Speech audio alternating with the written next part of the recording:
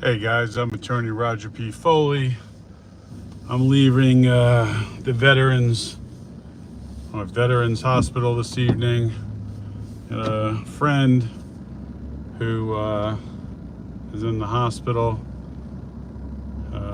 Veteran, ex-Army guy, did several tours, Iraq, Afghanistan, and he's got some issues. So something with his gallbladder or pancreas, some fluid. I don't know. The doctors don't know yet, and they're gonna keep him and give him some tests and kind of figure out what's going on with him. So today was an interesting day. I started the day off a little bit in a bad mood. I had a client that called me that was just waking up when I was already at the courthouse. So sometimes it can be a little bit frustrating. And called me to say, hey, I just woke up, do you think? And I said, before he could even say, do you think you could reschedule it? I go, nope. If you're not here, they will issue a warrant for your arrest, and not much I can do about it. So anyway, that got the client moving. Sorry it's dark, guys, so you'll hear my voice. I ain't the best looking cat in town anyway, so no one wants to see my mug. Think of it as like an old-timey show. You get to listen on the radio. Anyway, so I get to court, and what was the first thing I handled? The first case was a case that I'd emailed the prosecutor a few times, and they didn't get back to me because they're a newbie, and but the case got dismissed. It wasn't the biggest deal. I had to be in court anyway. If I didn't have to be in court, I would have let them know. But it is what it is. The case got dismissed, and then I went and was waiting for my client.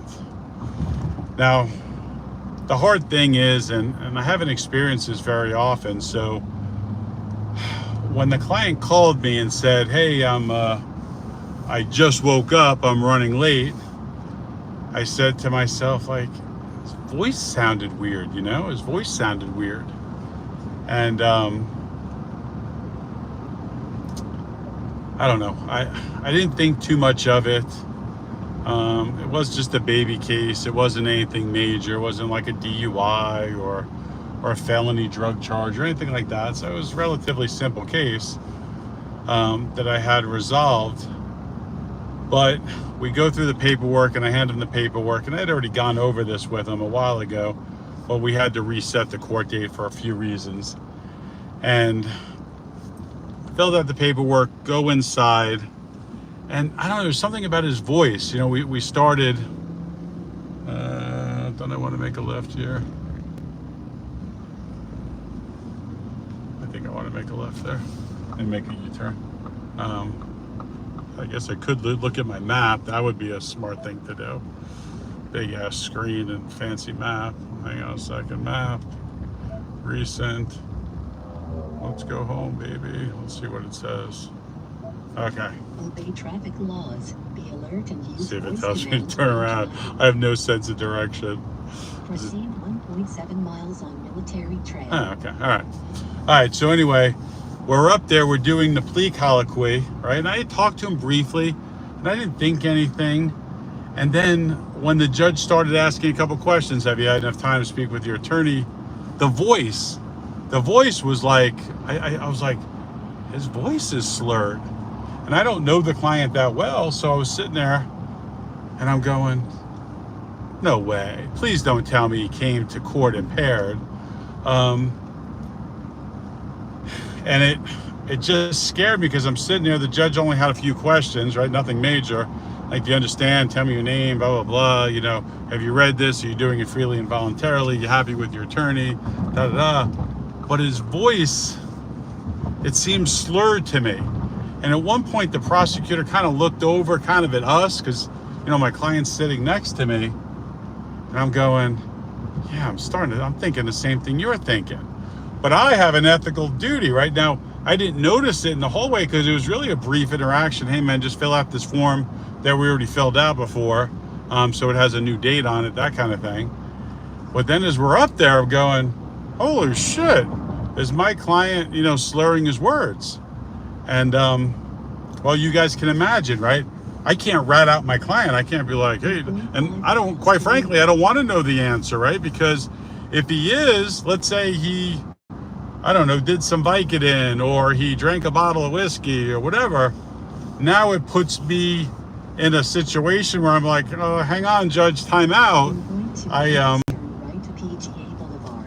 Hang out, Judge. I got to go call the bar real quick. Can we put this on recall? I wouldn't say that, but I'd probably have to go out in the hallway and then call the bar and go, I don't know. I think he could be, but in my mind I was going, okay, I don't know. He has a slurred voice. Have I ever noticed that before? Well, hell, I've only talked to the client maybe 2 or 3 times. It's not like we've had it's a baby case. It's not a drug trafficking case or some case we're building up a super strategy. So as I'm sitting there, I'm going, oh shit, I hope this isn't what I think it could be. And we finished the plea colloquy. He answers all the questions correctly, but the voice, there's something up with the voice. So I go outside in the hallway and I, take him to a thing and I say, I just want to review this. And I go, hey man, are you using? No, just, having a hard time, family issues, work issues, that kind of, everyone has issues. So I do get that. So I said, okay, well, this is what you got to do. We got to do this and we got to do this. And, you got to pay this fine, basically. It's a fine. Well, then we get in the elevator and he stumbles and almost falls in the elevator. I'm like, oh shit. Like maybe the guy's lying to me. Like, I don't know, right? You can't look at someone. Now, I know a lot of you guys will be like, yes, you can. Yeah, if I was asking questions and I was trying to interrogate, my job's not to interrogate my client, right? So what am I going to do? Go after the fact, right? I mean, I'm glad, I didn't know. I was like, voice sounds weird all of a sudden. And I don't know. You never know. Someone could have taken a couple shots before they went into court because they got nervous and now it's hitting them. I have no idea. So that's how my morning started out. In addition to that, while I was waiting for my client, there was an attorney at the podium and was rescheduling a court date. It wasn't the biggest deal, right? But it wasn't the biggest deal, but they were signing up for a DUI diversion program, and there's a certain protocol that you have to go through in order to go through a DUI diversion program. So the attorney didn't seem to know, and at one point, this drives me crazy, the judge says to the defendant, right, sir, do you know what's going on? Do you understand what your responsibilities are? And the client, the defendant goes, no, I'm honestly, I'm kind of confused. I really don't. And to me, that's something that would make me shriek, right? Like I would literally, that's the kind of things that I would have a nightmare about, because my ethical duty is to advise my client so that there are no surprises, right? When a client's up there taking a plea, right, or whatever it is, it could be a continuance, it doesn't matter. My client needs to know the judge is going to say this, the judge is going to ask you to raise your hand, you're going to say your name, the judge is going to ask the following questions, you're going to put your hand down, you're going to answer this. If you're not sure, you're going to whisper into my ear, but this is everything that happens, because I don't want them to be fearful. I don't want them to be scared. So this defendant goes, yeah, I really don't understand what I'm doing or what's going on. And I think I commented, and there was some attorney in line that I didn't know. And the attorney says something like, I said something like, that's not cool. Like that's, because I wanted to get the attorney's attention, because I'm going, they don't know, their client doesn't know. Let me explain to them or whisper to them, hey, you can look at that. This is where it is on the website, that kind of thing. And the attorney in front of me or behind me says, some clients are just, what did he say? Kind of like, like some clients are like dense like a rock, or hard-headed, or dumb as a box of rocks, or, some kind of comment like that. And in my opinion, and I only obviously had a short fuse, the same that attorney had, I looked at him and I go, no, sometimes the attorney's as dumb as a rock, or, doesn't have his marbles together or her marbles together. And we're not the thin blue line, my friend. And I look, of course, I don't know, whatever. He struck a chord in me. I go, we're not the thin blue line where we just ignore shit. I go, that's why attorneys have a bad reputation, is like they don't give a shit. They don't answer phone calls. They don't do this. Like, I'm not here to cover for the person. I can either call them out, or I can in a gentle way say, hey, like, here's the information that you need. And that's what I chose to do. I wasn't going to call the attorney out. Now, if I saw that same attorney doing it again, I'd definitely call him out. But I just said, so I told the guy, like, hang on a second. And he kind of looked at me like, what the hell? Like, we're not the thin blue line. I go, no, buddy. Like, you got to call out your own too, right? I'm part of the group. You're part of the group. That attorney in front of us is part of the group, right? If an attorney's not doing right, what do? Let the client suffer? No, granted, you're probably not going to grandstand and jump up and down in front of the court. But before the crucial mistake happens, right? So I started to step forward, and then the attorney, took a continuance. But you could tell the attorney didn't know what was going on. The client didn't know what was going on. So I tried to get their attention. I'm in line. I don't really want to lose my spot. I've been waiting for an hour. And then I just went, hey, man, hold my spot. I'm next. And I walked over to the attorney and the client. I said, hey, I overheard what was going on. That information is here. If you go here, these are where you can find those answers. And they were asking about where to get the interlock, and I said, it's all on there, and, and kind of gave them a little bit of guidance, and they said, hey, thank you. And, sometimes it's better to do it with honey, right? Give someone an apple pie a la mode instead of giving them an aggravated, mean critique. So I did that, and then what the hell else was going on this morning? The first one was the prosecutor. The second one was the attorney that didn't know. The attorney was covering. Oh, that's what it was. So the other attorney, I had one attorney behind me talking to me, one attorney in front of me talking, and the other attorney I know from another county, right? So that attorney says, I called this case up, right? He goes, I called this case up, Roger, and I'm covering. And as soon as I see here covering, I'm like, So he goes, I'm covering for another attorney. And listen to this. I called the case up, right? And the judge goes, are you the attorney of record? And he goes, no, I'm just covering for, so-and-so. And he goes, and the judge tells him, listen, I specifically sent an order to this attorney saying it's the final continuance, and you, the attorney of record, must be present. And I was like, everything that he filed, it just seemed like he was ill prepared, right? He was discombobulated attorney. That was a friend of mine. But friendship comes after the client, And I know you're probably like, yeah, well, no, it does for me. So I told my buddy, I go, listen, man, I can't cover for you anymore. I go, you're never prepared. The judge doesn't know what's going on. The client doesn't know what's going on.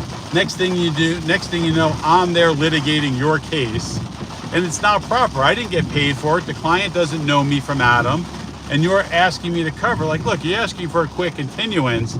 I don't mind. But when the judge is saying, hey, I told the attorney of record that they need to be here, now you're putting me in a position.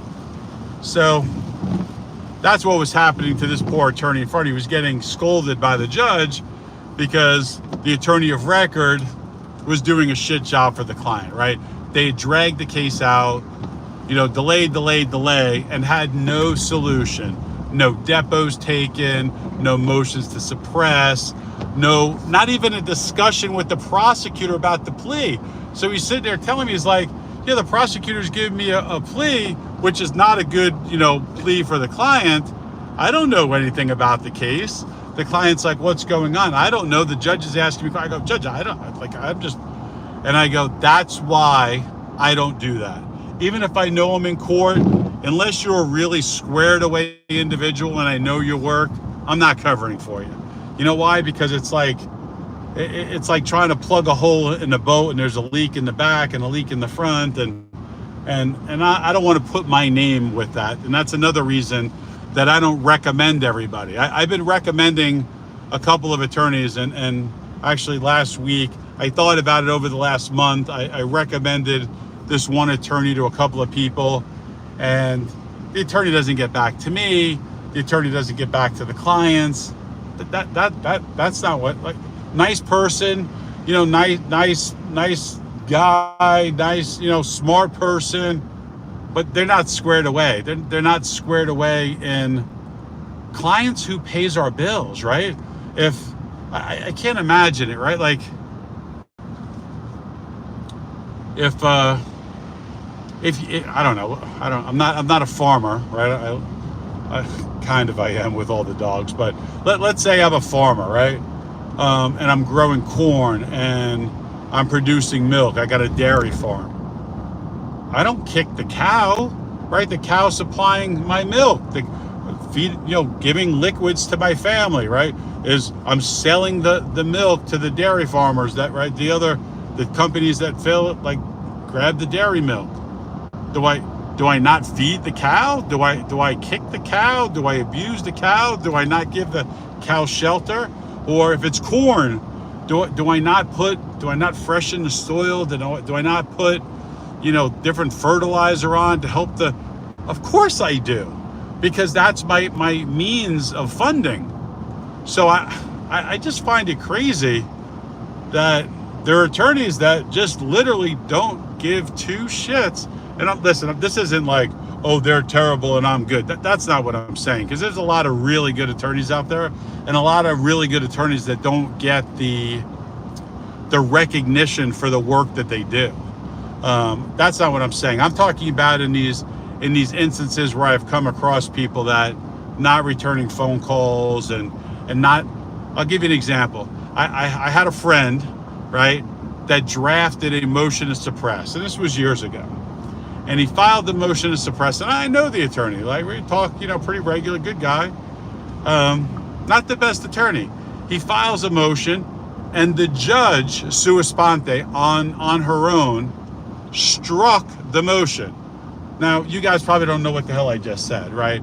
But basically, he filed a motion, and the judge said, your motion sucks so bad, sir, that I'm not even going to have the state respond to it. I'm just going to strike it. You need to rewrite your motion. And I remember the attorney, you know, like reaching out to me and going, Foley, like, can you believe this judge? I mean, who the hell is this judge doing this? And I go, let me see your motion. And I looked at the motion, and it was no better than the average pro se motion. And it was not, it had no specificity.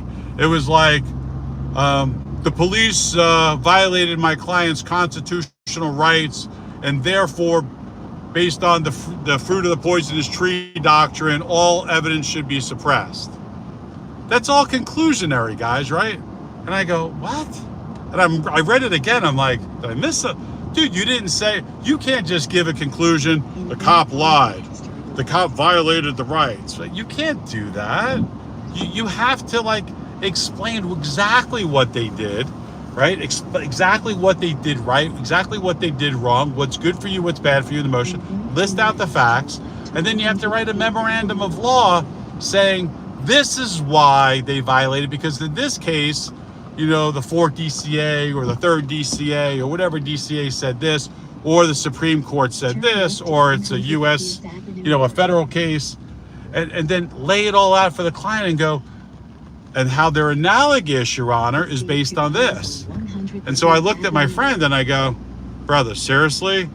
You need to rewrite that motion. The judge is totally right. And I remember that, you know, he's my friend and he's an attorney, and he's like, dude, I can't believe you just said that. I go, I can't believe you turned that shit in, dude. Like, do you realize how bad that makes you look? Now that judge, right, listen, not every judge is a rocket scientist, right? Our job as defense attorneys are to educate the judges. And there's some judges that we educate There's some judges that can't be educated, and there's some judges that really are squared away and they do know the stuff because they've been around for a while, right? But my job as a defense attorney is educate the judge in a politically correct, nice way. You can't call the judge a dumbass. You have to explain the law and say, Judge, this case I found this, and I think it's analogous, and the facts in this case was this, and the facts in our case are similar this way, and I would rely on this, Your Honor. I'd ask you to take a look at that, right? And you do that, and you do it in a respectful way. You don't just go, Judge, the cops are lying. They violated my client's due process rights, like without saying any fact. It was the shittiest thing. So, yeah, I don't care if it's my friend. I don't care if it's someone in court that I don't know.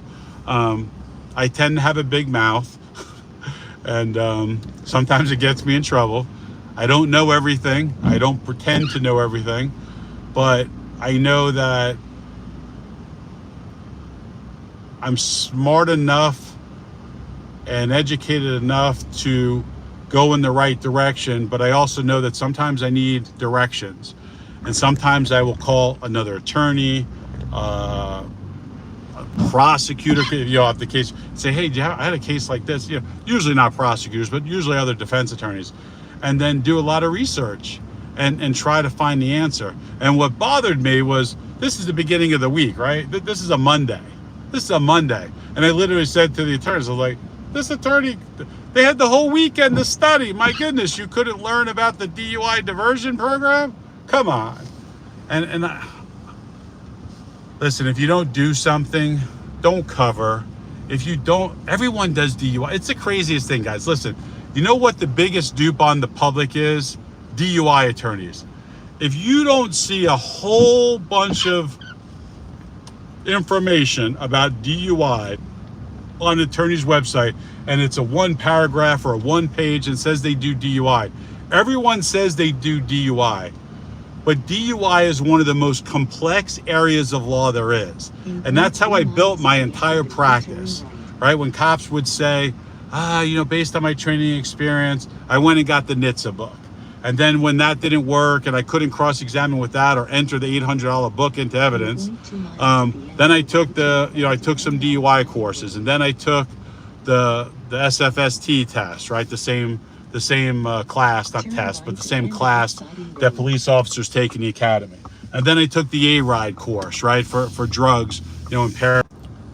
I had someone call me the other day on a DUI, and it was a first-time DUI, and it was $15,000 for a DUI to take a plea. Listen, guys, I get it if your attorney does a whole bunch of work and then realizes that they can't be successful in a motion or whatever. But 15 G's on a first DUI with no criminal history? You got to be kidding me. So they paid that person, then they paid me to fight the battle. But I was like, what? And then I look at the attorney, and I'm like, they do a little bit of this, a little bit of that, a little bit of this, a little bit of that. And basically zero experience in DUI, except they write that they're a DUI attorney. And listen, I always am learning things on DUI, and I still go to a lot of classes. I go to at least one seminar a year, sometimes 3 days. There's one in Texas that I'm going to take, which is a week on blood testing. I mean, that class is $6,000, not including the hotel. So I don't know. When I see people, they go, oh yeah, I hired this guy. I'm like, we're not allowed to say anything. I can't tell you, oh, the guy or girl that you hired doesn't know shit, and they couldn't find, they couldn't find their left eye if if they weren't looking in the mirror with the right eye, kind of thing. We're not allowed to say anything. I'm not going to badmouth somebody, but do your research, because otherwise you get someone in court like today that doesn't know shit about DUIs. They send someone that doesn't know shit about DUIs, and you're standing there not knowing anything, and it's not a good look for anybody. So anyway, I am home. I've been talking in the dark. I have no idea what people are saying. I'm gonna grab my my phone in a second and kind of see what you guys wrote and give you 2 more minutes here. And anyway, I'm gonna go in and pray for my buddy who's going through it. Let's see, what do you guys got to say? Let's say, hi. It's always good to see your videos. Thanks. It's your fault. It's your fault she left you. I don't even know what that means. The bigger picture, one day soon I will reach out to you. There's some stupid crap going on in Gainesville. All right. Haven't had a case in Gainesville. I've had play around there, but I haven't been in Gainesville for court. Have you finished your homework yet? I'm always studying, Mary. Always. I believe maps are overrated. He's a solid 3 out of 10. Nobody cares. I don't know what that means. This one is held for review. Hola, friends. Good evening, Mr. Foley. Prayers. Hi, Elizabeth. Rebecca. Hey, Mr. Foley. The bigger picture. I have court tomorrow, but I will be looking for more of your videos. Be blessed. Thank you. Love the genuine dialogue. Buffering. Sorry, what happened? Not sure. Still live. Mechanics, doctors. It's so hard to tell what you're getting until you have to deal with them. Listen, I hate bullies. That's so true. You really don't know. Really enjoy these chats. He sees all sides. That's rare. I appreciate that, Rebecca. Jackie, yes. Jackie, Mr. Foley driving, I think. Thanks, Elizabeth. My pleasure. He sounds like a shitty cop, someone just looking to do the bare minimum to get the paycheck. Unfortunately, their inactions directly harm real people. 100%. 100%. My attorney, I'm pretty sure, is trying to get me the worst punishment possible. I hope that's not the truth, Raintree. Just fully admire the way you work. Thanks. Very patient. I want to be a lawyer, but sometimes the system is kind of funny the way they work. The law system, respectfully. Yeah, no, it's true. Not many like this guy. Pretty sure they're far and few between. There's a lot of good attorneys out there, guys. I'm just one person, and I'm on YouTube, so I talk and I like to talk. You're a good guy for sticking by a friend this late. Hope he's doing better. Yeah, well, in the hospital, probably going to be there for a while. How's the puppy? The puppy's doing good. Thank you for asking. Need some donations. We paid off the $5,000 bill. I paid a big chunk of it. So, I have the nonprofit for that, but first time I've ever collected money. I put the ad up, right? And you know how much I got as a donation to my nonprofit, Shelter Doggy? Someone sent me $20, but I was like, hey, $20. I put 1,500 down. A friend put 500. One of their friends put 500. Another charity put some money in. And I think one other person put in like 50. But yeah, it'd be good because, I do try to help dogs. I put a fixed sum, each year, a pretty good amount. And, I have 4 rescues that we're down to. We had 8. I've never collected $1. It's the first time, but I can tell you that I've put over, I still got some money in the bank, but I put over 20 grand in this year, of my own money. So, but I think it's a worthy cause, but that's about the limit of, what I can put in. So anyone that wants to give to the charity Shelter Doggy, because I do want to replenish the funds a little bit, but we're in September, and like I said, I think I put 20 something thousand in. That's a lot of ching, but it is tax deductible if you give a donation. But my first donation, I got $20. I am happy. I am appreciative because every bit helps. $5, $10, $20, $50, 100, whatever you got. The dog is doing well, had the surgery. He's out of foster right now. Actually, the people that found him, really nice people in Miami. The dog is not neutered. We're going to have to get the dog neutered. Today, we were asked to come up with a name. And since he was a brown boxer, I said, let's call him Brown Boxer, BB for short. So the script for Trazodone that's the script that they're picking up in the morning, because he's not neutered and he wants to get to their female dog.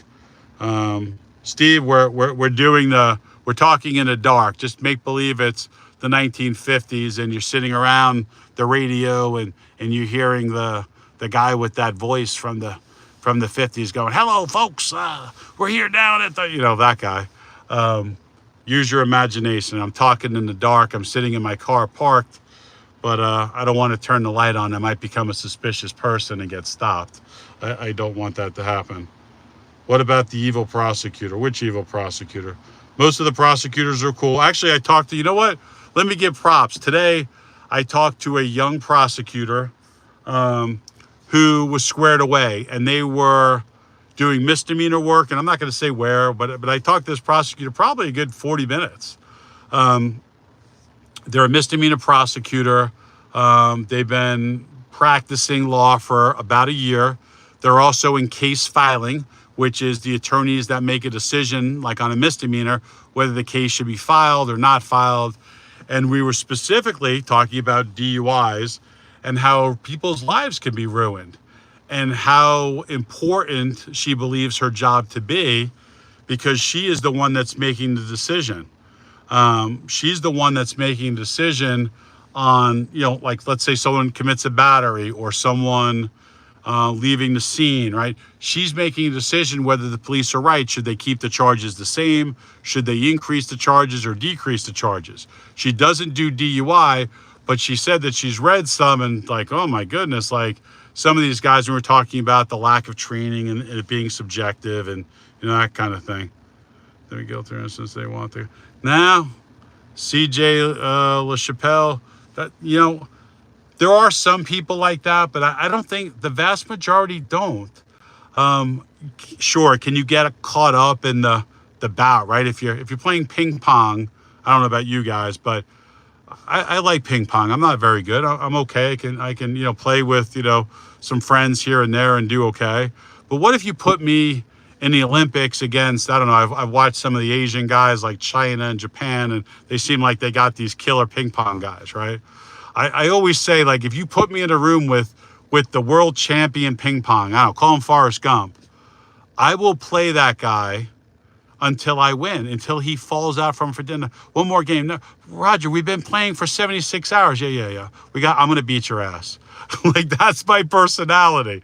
So someone like my personality, if I was a prosecutor, could I get caught up in trying to over prosecute someone and lose sight of the facts? I could. And here's the truth. Sometimes I lose sight, guys, of my client's guilt. I bet you no one's ever said that as a defense attorney. Sometimes I lose sight of my client's guilt. Because, right, are they guilty, yes or no, right? Like, behind closed doors, you could go, yep, guilty as hell. I could tell my client, dude, Mrs., whatever, like, you're guilty as hell. But my job is to do everything I can to make sure that the process was filed properly, that due process was done, that your constitutional rights were not violated. And I look for those things, right? And if I find a technical argument and I get the case reduced or dismissed, are they still guilty? Well, on paper, they're not guilty, but did they still commit the crime? Yes, but maybe the cop cheated. So they're innocent in the eyes of the law. Are they innocent in the eyes of the man upstairs? Well, we know that answer. Definitely not, right? So can a prosecutor get lost in the battle, in the competition? I think they can. And every once in a while, you have to remind them in a nice way that, hey, you know what? Like, I know that it's you against me, but it's not. We're dealing with a client's life. I said to this prosecutor today, I said, do you know most of my clients, most guys, and hear this out, because everyone's like, oh, if I get arrested, I'll just hire an attorney. Most of my clients, when they get arrested, even for a misdemeanor, most of them are fired from their jobs. Did you know that? Maybe they work for the state. Maybe they work for some governmental agency. Maybe they work for Walmart.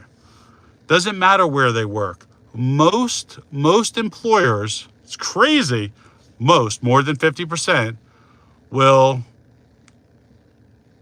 fire force someone to resign or fire them based on an arrest. Think about that. So you're not just fighting the criminal justice system, right? You're not fighting your accuser or the judge, right? You're not just debating, having your attorney debate with a prosecutor and argue it in front of a judge.